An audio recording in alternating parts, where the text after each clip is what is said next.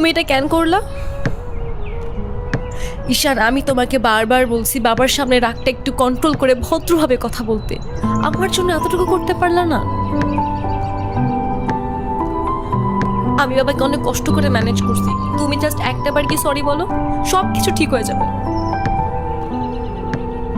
আমি কেন সরি বলবো? উল্টা তোমার বাবাকে বলো আমাকে এসে সরি বলতে। ঈশান, ফল্ট তোমারও ছিল, তুমি বাবার সাথে শাউট করছো। আর একটা সরি বলে যদি সবকিছু ঠিক হয়ে যায়, কেন সরি বলবা না? কারণ আমি সরি বলি না, আর বলবো না, বলছি তো বলবো না, ব্যাস। তোমার ইগোর জন্য না তোমাকে কিছু বলতেও আমি ভয় পাই। সেদিন তুষার সাথে যা করছো, তারপর থেকে তোমাকে কোনো কিছু বলার সাহস পর্যন্ত আমি পাই না। এরকম চলতে থাকলে দেখবে একদিন আমিই চলে যাব।